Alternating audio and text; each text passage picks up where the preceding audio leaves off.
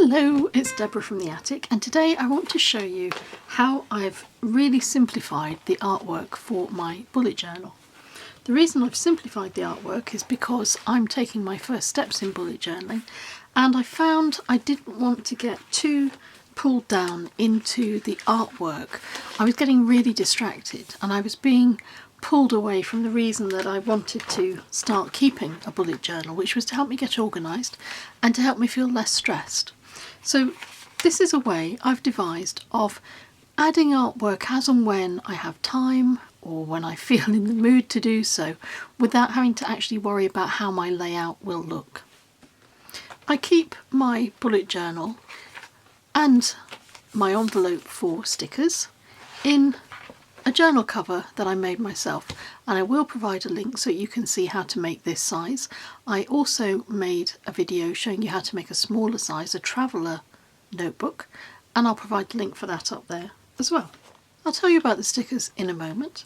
First of all, I want to show you how I've used them in my journal layout. My bullet journal is very simple, it's very straightforward. I'm sure as I become more comfortable with using the method and working out what I actually want from my journal, then I'll become a little bit looser with the artwork. I've already got loads of ideas, but the artwork is something I really want to put on one side while I get the contents correct. I've got my contents page set out, and if you're new to this you might want to know that the contents, or the index pages, is where you number everything that will follow in your book. And what you do is you simply number the pages and then you put what the item is next to the page number. I've got a couple of pages set aside ready to take the contents. I've got my future log ready. This is where you put in plans for the future, and it acts as an organised brain dump for me. It means that I know exactly if I have birthdays coming up or what events I might have coming up, and I can put them into the future. My first spread was very simplistic. I simply had the month name and then the meal planner, because that was something that I wanted from my journal, a habit tracker with very few little habits that I wanted to track, because I'm not in the routine of keeping a daily record or a daily journal, and so I wanted something simplistic that would enable me to get into the routine and into the pattern of doing it.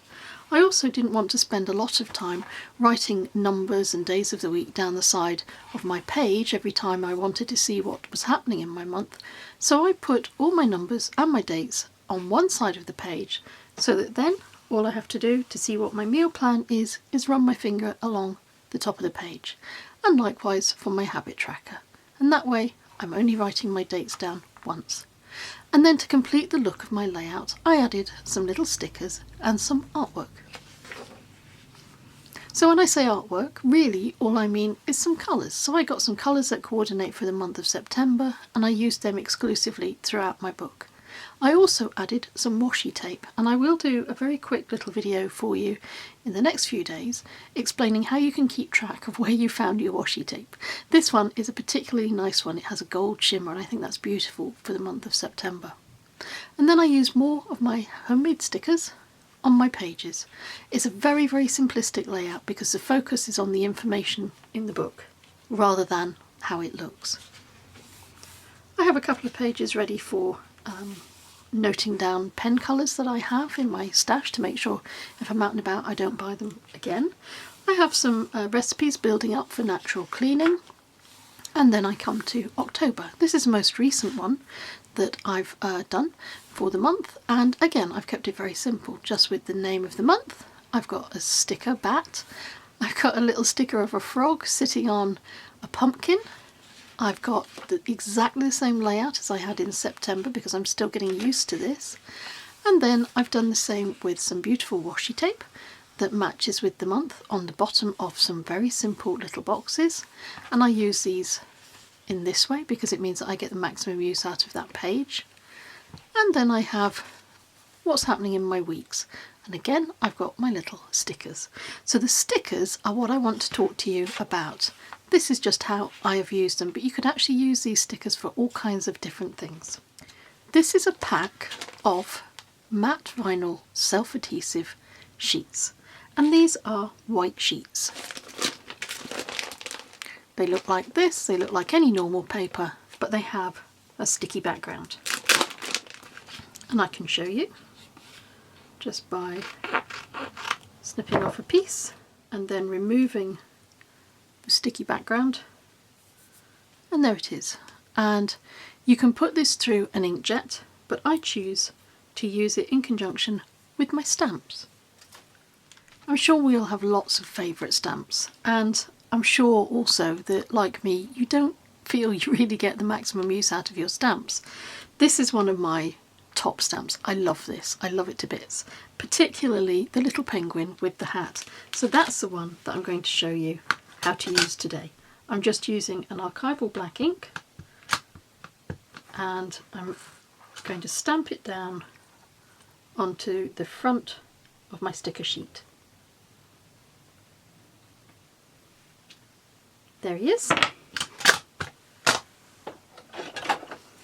And now I'm going to take my scissors and I'm going to cut him out. Here's my little character, all cut out. And all I need to do now is colour him in, so I have a piece of scrap paper to protect my desk. Usually I prefer to colour in using coloured pencils. I just find that I can apply the colour easily, and I feel I have greater control over it, but it's largely personal choice. The pencils that I use are Faber-Castell, and these are from the Polychromos range, and I find them really, really good. But today I'm going to colour in my character using alcohol pens. These pens are Copic sketch pens, and I've got a variety here of reds and black and yellow for my little penguin character. This is where using stickers on journals really comes into its own, and I can show you. If I use the final page in my book to test colours, I'm always making sure they don't come through on the back, then I can use it to test this Copic marker. So I'm going to draw a line here. I'm going to make a note that this is a Copic sketch pen. And let's see if it's come through on the back. And yes, it has. So if you were to take just the stamp of your character and apply your stamp directly to your journal and then colour it in with alcohol markers, it would spill through onto the other side and you wouldn't be able to use that page. So using the stickers means that you can still use alcohol markers if you choose to. So I'm going to go ahead and I'm going to colour in this little guy.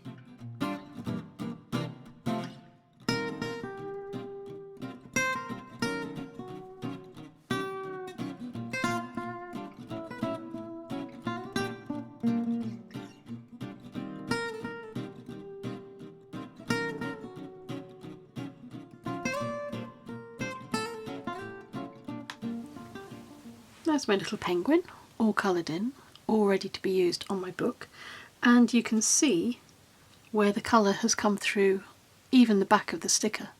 But he's done, and I can put him on my page without fear that that colour will come through.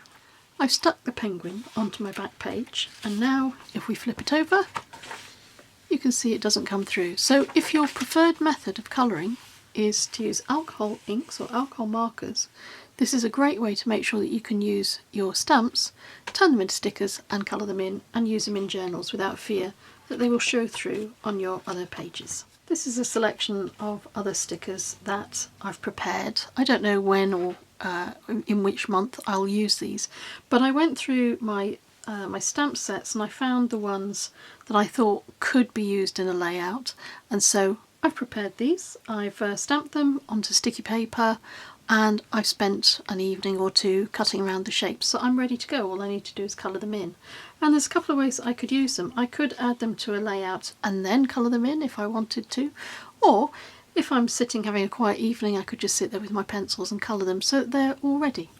The other thing that I like about this way of adding artwork is that it means you can fit them into your very basic layout. So my layout is just 3 boxes this way, 4 boxes here, and then obviously my introductory page with my month and the dates. And if I want, I can just go with the layout. That will get me started. If I have a really busy period, if I'm struggling to find time to prepare my journal, All I need to do is draw the boxes, and then I can add the artwork at my leisure. I hope you found that idea useful, and I hope that you'll join me again. So as always, thank you very much for watching, thank you for your time, and until we meet again, take care.